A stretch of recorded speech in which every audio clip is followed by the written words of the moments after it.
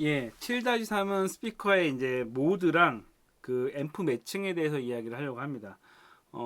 흔히 이제 보통 스피커 그러니까 앰프 같은 경우는 모드가 세 가지가 있습니다. 모노, 스테레오, 패럴럴 이렇게 세 가지가 있는데 그 모노 같은 경우가 여기 책에서 이야기하는 거랑 흔히 저희가 쓰는 거랑 용어가 틀려요. 여기서 이제 모노는 진짜 그 하나짜리 그 모노, 그 입력 신호도 하나고 출력도 하나짜리인 앰프를 모노라고 이야기했는데 보통 지금 이제 앰프에서 가끔 가다가 이제 물론 이것도 제조사마다 약간씩은 틀립니다. 틀리지만 보통 이제 모노라고 쓰기도 하고 아니면 패럴럴이라는 모드를 쓰는데 어떤 거냐? 일단은 도형을 그리고 설명을 드릴게요. 이게 앰프라고 칩시다. 앰프라고 치고요. 약간 동그랗게 해서 이렇게 이게 스피커가 두 개가 있습니다. 두 개가 있을 때 파란색으로 해야지. 일단 스테레오부터 먼저 설명을 하게 되면은 이제 믹서가 있어가지고 믹서 또 그래야 되겠다. 작아졌나?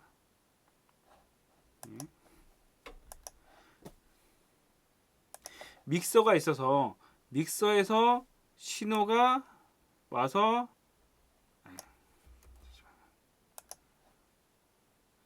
믹서에서 신호가 하나 그리고 두 개 LR 이렇게 들어왔다고 칩시다. 이렇게 이게 그냥 LR이라고 칠게요. 좀 그런가? 이렇게 들어와가지고 LR이 B로 들어와서 그 소스가 이제 앰프 같은 경우는 보통 아까 뭐 모노는 약간 뭐 입력 단자 하나짜리 이렇게 얘기했지만 보통 앰프는 두 개의 이제 그 모드를 쓸 수가 있는데 이런 식으로 해서 A 입력은 왼쪽 스피커로 B 입력은 오른쪽 스피커로 이렇게 연결되는 기본적인 구조가 스테레오 구조입니다. 이거는 앰프가 한 개고 스피커를 두 개를 쓰는 가장 보편적일 때 쓰는 방법인데요. 아니다 나는 앰프가 굉장히 많다 그리고 스피커도 많다라고 했을 때 어떤 방법을 쓰냐면은 소스 입력을 굳이 그 왼쪽에 스피커가 여러 대가 있어요. 그래서 그 왼쪽에 스피커 두 개, 오른쪽에 스피커 두 개라고 했을 때 앰프를 왼쪽에다 놓고 하나를 오른쪽에 놓게 되면 L 쪽으로 넣어가지고 스피커 쓰는데 굳이 스피커가 여러 대인데 스피커마다 그 입력 소스를 또 하나씩 주기도 그렇잖아요. 그랬을 때 요거 같은 경우는 입력 소스를 A에다가만 주면은 똑같은 소스를 자체 복사를 해가지고 요렇게 L과 R에 똑같은 소스를 주는 거죠. L가 아니에요. 이렇게 L과 L1과 L2라고 하는 거죠. 한마디로 입력 소스는 하나만 가지고 스피커 두 개에 똑같은 소스를 보내는 거. 이거를 패럴럴 모드라고 합니다. 흔히 앰프에서는 모노 모드라고 요즘 최근에 모노 모드라는 거는 이 모드인 거죠. 정리할게 스테레오 모드는 입력이 꼭 두 개가 있어야 돼요.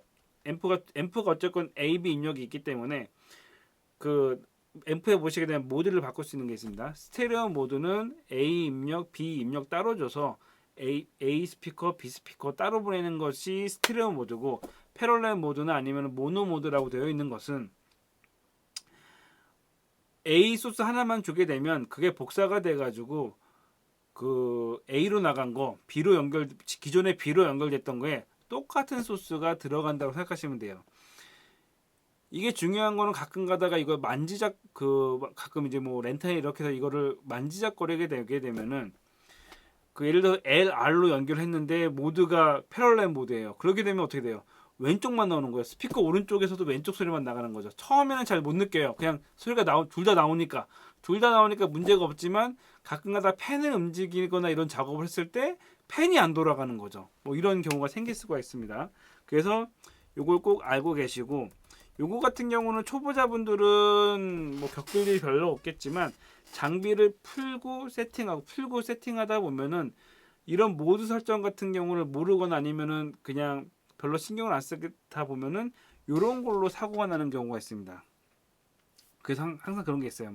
난 아무것도 안 만졌는데 소리가 왼쪽밖에 안 나와요. 뭐 이런 얘기 나오는 건 엔지니어를 하시는 분들은 이런 것들 다 챙기셔야 돼요. 왜 소리가 하나만 나오지라고 했을 때 이 모드를 확인하시는 뭐 그런 그 것들이 필요합니다. 브릿지 모드는 뭐냐? 이제 이거를 브릿지 모드를 하게 되면서 이제 앰프 매칭에 대해서 먼저 얘기를 할게요.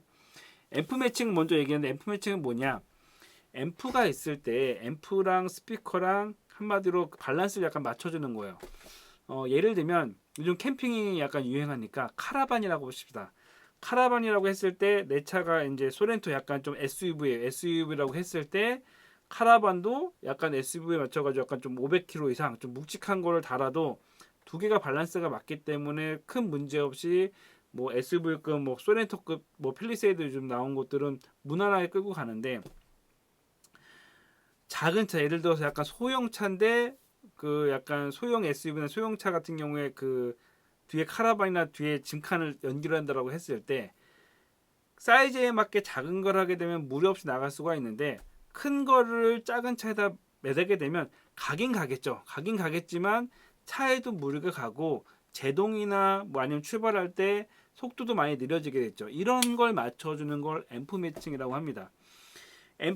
앰프는 출력을 내보내는 거고 스피커는 그 받은 출력을 쏘는 거잖아요. 보내는 건데 보통은 그 앰프가 스피커보다 출력이 1.5배 정도 이상 있으면 그러니까 이상 출력이 나면 좋습니다. 아니면은 그뭐 2배 정도 되면 정말 좋죠. 근데 보통 1.5배만 되면 좋은 게 예를 들어서 앰프는 1500W예요. 근데 스피커는 1000W예요. 와트수로만 계산했을 때 그러면 1500W다 보니까 앰프의 그 스피커의 실력을 막 그 100% 쓴다라고 했을 때 앰프를 최대 출력을 하지 않아도 돼요. 여유가 생기는 거죠. 근데 반대로 스피커 출력이 1000인데 앰프 출력이 500이게 되면은 앰프를 암만 때려봤자 스피커의 제 기능을 못 하는 거죠. 그런 것이 이제 그 이런 것들을 맞춰주는 게 앰프 매칭입니다. 그래서 스피커를 사거나 아니면은 앰프를 살 때 그 출력이나 이런 것들을 계산해 가지고 약간 앰프 출력을 약간 높게 그럼 앰프 출력이 높으면 높을수록 좋겠네요. 물론 그렇죠. 근데 10톤 트럭에다가 500kg짜리 그냥 카라반 달면은 굉장히 무의미하죠.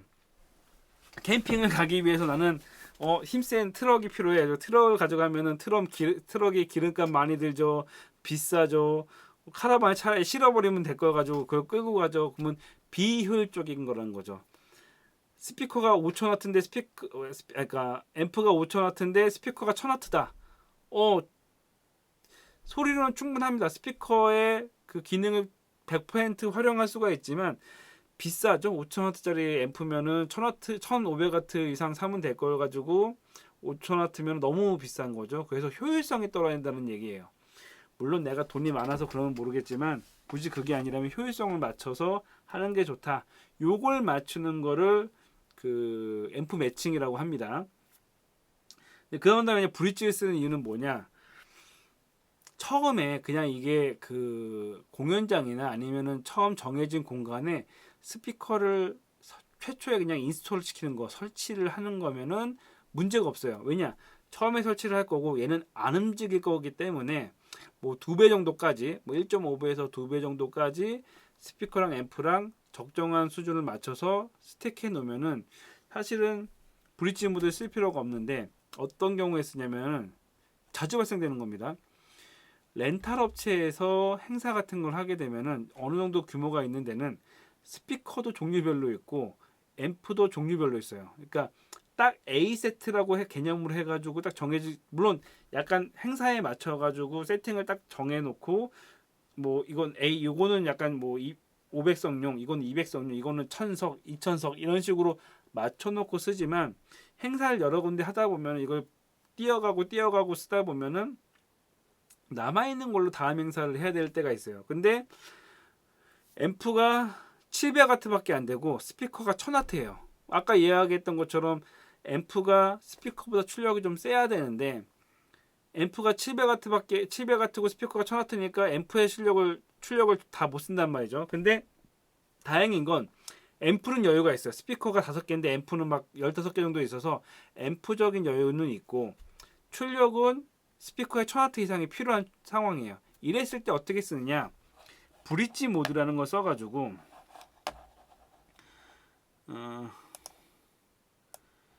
보통은 이제 앰프가 이런 식으로 A, B가 두 개 나눠져 있는데 한마디로 이걸 합쳐버리는 거예요. 합쳐버려서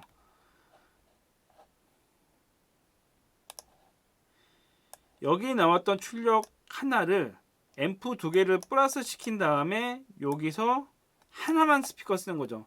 요거는 스피커 하나밖에 못 씁니다. 그래서 아까 얘기했던 것처럼 앰프가 보통 A, B 두 개가 써서 두 개의 소스를 보내게 되는데 이거를 합쳐가지고 하나로 쓰는 거죠. 뭐 만화로 보면은 뭐 약간 출력이 모자랐을 때 왼쪽에 있는 거랑 오른쪽에 합쳐가지고 플러스해서 출력을 뭐 극대화해가지고 하는 거 요런 모드가 이제 브릿지 모드인 거죠. 뭐 약간 좀 오버클럭처럼 출력을 약간 증대시키는 거 그렇게 해서 700W를 곱하기 2 하게 되면 이론적으로는 1400W가 돼야 되겠지만 또 꼭 그렇지 않습니다. 왜냐면 에너지 손실 같은 게 에너지 이렇게 뽑아오다 보니까 손실이 생겨서 뭐 1400까지는 안 되고 뭐 1100, 뭐 1200 뭐 이렇게만 되더라도 사실 1000W의 스피커를 쓸 수가 있기 때문에 이 방식대로 하게 되면은 출력을 높일 수가 있죠. 요건 말 그대로 뭐 앰프가 여기가 많을 때 이렇게 쓰기도 하고 현장에서는 장비 막 이렇게 왔다 갔다 하다 보니까 요 장비에 새로운 세팅을 그러니까 재료가 여러 가지가 있을 때 요걸 조합해서 만드는 거죠. 그리고 이제 스피커도 추후에 이제 이건 반대적인 얘기인데 브릿지 모드 말고 스피커 나중에 하겠지만 직병력 이런 걸 해가지고 옴수를 조정해가지고 뭐 바꾸는 것도 있긴 합니다. 어찌됐건 모드는 그 입력되는 소스가 무조건 두 개로 가서 두 개로 가느냐, 하나가 와서 두 개로 가느냐, 하나가 와서 한 개로 가느냐, 뭐 이런 모드 세 가지 모드를 가지고 있다 앰프는. 그리고 이걸 알고 있어야지 나중에 장비를 연결하거나 할 때 혹시 모드를 누군가 잘못 건드려 놓게 되면 필요에 맞춰서 모드를 바꿔야 되기 때문에 이거는 꼭 아셔야 된다라고 생각하시면 될 것 같습니다.